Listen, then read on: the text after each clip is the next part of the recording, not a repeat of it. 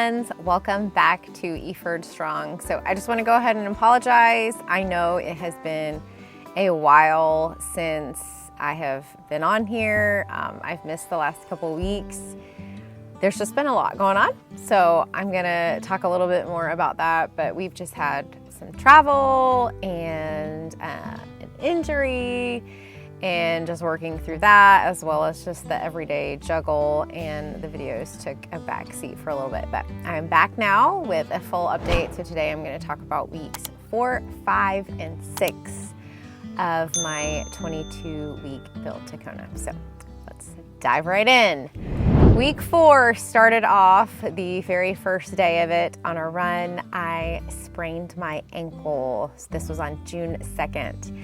I was running and a car was coming. I was with a group of people and I just stepped over to the left to move out of the way and stepped off the curb, rolled it, and I knew it was a doozy, and it was swollen for several days, and because of that, I just didn't want to push it and run, so I took all of my runs off that week.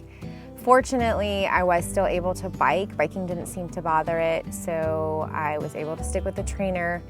And then for my swims, my coach was so amazing, and we just pivoted and ended up doing a lot of pulls.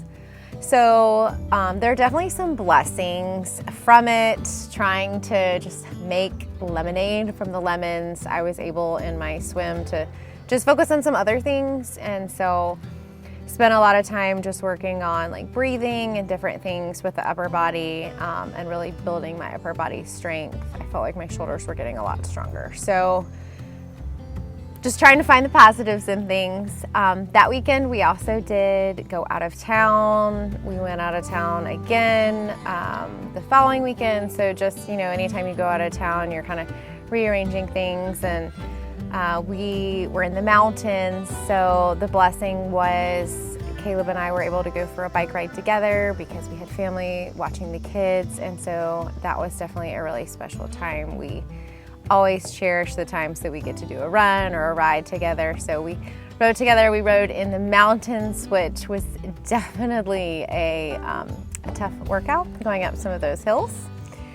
And it was just a nice time to get away. Then week 5, I started easing back into running. I just did like a test 3-mile run, and it felt okay. I did skip the speed work for that week and just try to kind of ease back into it, but things were feeling okay. I continued to skip the kicks in the pool. Anytime really I would kick, or like move my ankles in the pool, that really seemed to aggravate it, so I just tried to stay away from that.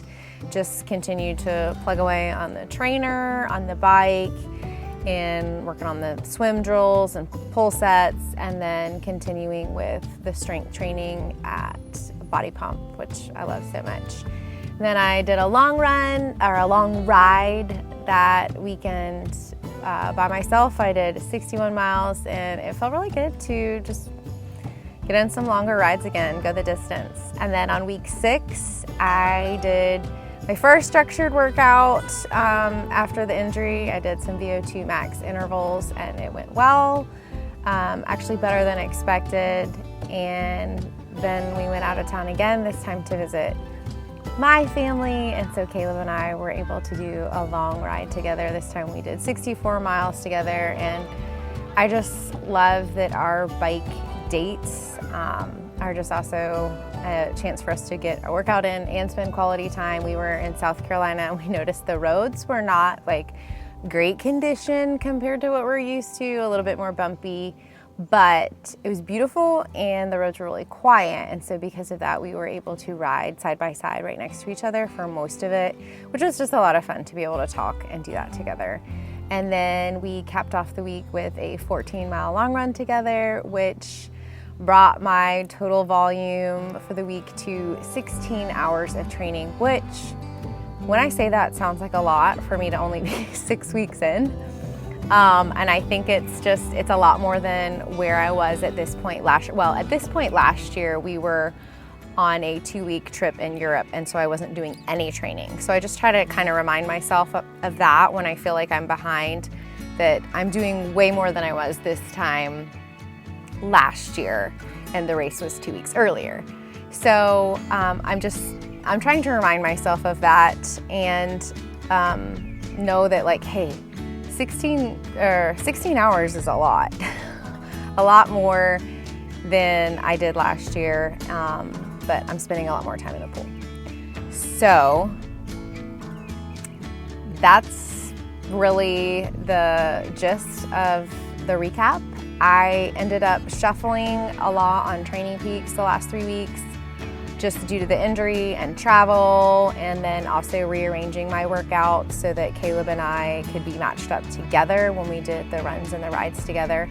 And so I just had to remind myself that I'm gonna have to be flexible.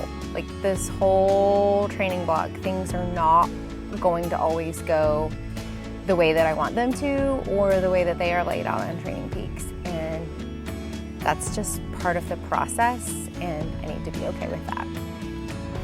So this upcoming week, I am on a down week, and I'm so looking forward to that. I was really feeling the fatigue after the long ride and long run that Caleb and I did together.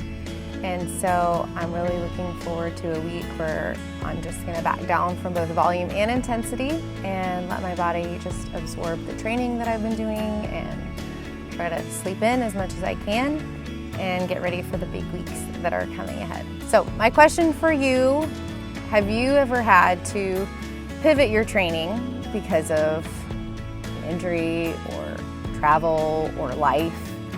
Have you had to shuffle things around in Training Peaks?